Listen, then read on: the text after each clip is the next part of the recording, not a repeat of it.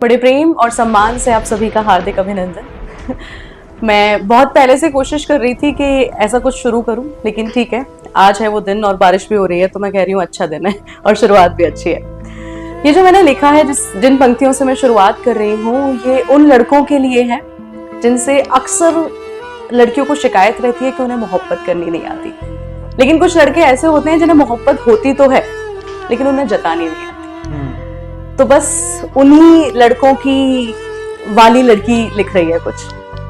हाँ, उसे नहीं करनी आती मोहब्बत, लेकिन मेरी बेचैनियों को समझता है वो। हाँ, उसे नहीं है जिंदगी से इश्क की ख्वाहिश, लेकिन कुछ कर जाने की घुटन से जूझता है वो। हाँ, नहीं आता उसे कैसे खुश रखना है सबको, लेकिन छलकते आंसुओं को समझता है वो। हाँ, वो कुछ नहीं कर पाता मुझे टूटता देखकर, लेकिन ये संभल जाएगी ये भरोसा रखता है वो। तुमने पूछा ना क्यों हो उसके साथ, तुम नहीं समझोगे मेरे दर्दों को जी चुका है वो। या जो अगली पंक्तियां हैं ये उन रिश्तों के लिए हैं। कुछ रिश्ते मोहब्बत में बड़ी ही अजीब सी गलतफहमी से जूझते हैं, और वो रिश्ते ना, मुझे लगता है कि बस वो रूप ढूंढ रहे होते हैं कि इसका रूप क्या हो सकता है। तो उसी रिश्ते को सोचकर ये लाइन मैंने लिखी है। वो आई थी उस खामोशी को खगोलने, वो चुप था मोहब्बत के दरिया से निकलकर। वो चल पड़ी ये ख्याल कर कि अकेला है एक रंग देगी और दूर से ही चमकेगा। वो बेरंग नहीं होली खेल कर नहाया था। वो इतराने लगी कि उसके होने से वो महकने लगा है। बड़ी अजीब सी गलतफहमी पाल ली भाई, मैं आ गई हूं ना तो जिंदगी अच्छी हो गई है इसकी।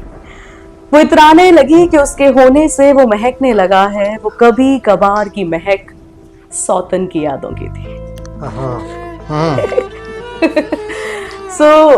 मुझे 5 मिनट बोला गया था, तो ये मैंने आखिरी लाइंस रखी थी जो आगे बोलने जा रही है। तो अगर और भी रहेगा तो सुनाने के लिए तो बहुत कुछ है, लेकिन ये वो है। कुछ रिश्ते होते हैं जो जुनून में जाने के लिए तैयार तो होते हैं, लेकिन परिस्थितियां ऐसी हो जाती हैं कि जुनून तक आने तक बेचारे टूट जाते हैं।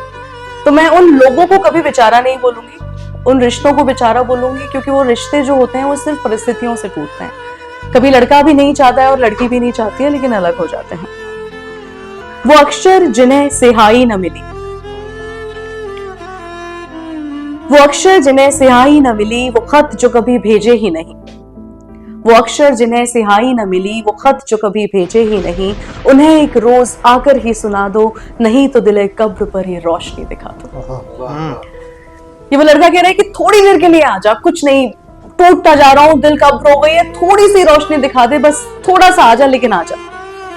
वो बाहें जिनमें कभी मैं था महका, वो बाहें जिनमें कभी मैं था महका, वो मेले की चूड़ी की खनखन का पहरा, वो कानों को एक पल सुना दो, सुनो एक बारी नजरें झुका दो। सिर्फ एक बारी आ जाओ, लेकिन आ जाओ। नहीं नहीं तो मेरी रूह यूं ही रहेगी, शांत होने वाली है। नहीं तो ये मेरी रूह यूं ही रहेगी, सिसकती सी रातें यूं ही कटेंगी, कि तू था न मेरा तो क्यों यूं मिलाया, ए मौला ए रब्बा यूं क्यों दिल दुखाया, ए मौला ए रब्बा यूं क्यों दिल दुखाया। अगर वक्त है तो एक और आखिरी। ये जो आखिरी है ये अभिषेक को बहुत पसंद है। अभिषेक मेरा छोटा भाई है, लेकिन मैं इसको यहाँ पे सुनाने नहीं वाली थी क्योंकि ये बहुत जातीय सा है। अभी कुछ महीनों पहले ही बहुत अजीब सी सिचुएशन से गुजरी हूँ मैं, लेकिन यहाँ मुझे बड़े पर्सनल सा फील आ रहा है। मतलब this vibe is very nice, थोड़ी सी क्लोज वाइब है, और पता नहीं क्यों वो चेहरे, I believe in energy created by universe, और यूनिवर्स की ही एनर्जी थी जो मिला देती है, और शायद आप एक कंफर्ट जोन में चले जाते हो। तो it's from that comfort zone, क्योंकि सब कुछ खत्म सा हो गया था मेरी जिंदगी में 3 महीने पहले, और ये जो शुरुआत है उसी के बाद हो रही है। आई लॉस्ट माई मदर, और उसके बाद मतलब मैं निकल नहीं पा रही थी, घर से नहीं निकल पा रही थी। I was suffering from a lot of anxiety, depression, panic attacks, और तब और लिखना भी छोड़ दिया था। तो इसको लिखकर शुरुआत करी थी। तो ये कुछ वैसा नहीं है, मोहब्बत के रिश्ते से नहीं है, कुछ भी नहीं है, जातीय है। फिर जिंदगी को गले लगाना, कितना कठिन होता है जब मन हार जाता है उसके परे रिश्तों को निभाना।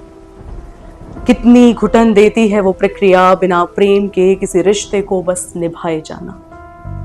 कैसा महसूस होता है उस आखिरी उम्मीद का भी टूट जाना। सोचा है कभी कितना कठिन होता है इतनी जटिल जिंदगी को सरल होकर बस जीते चले जाना।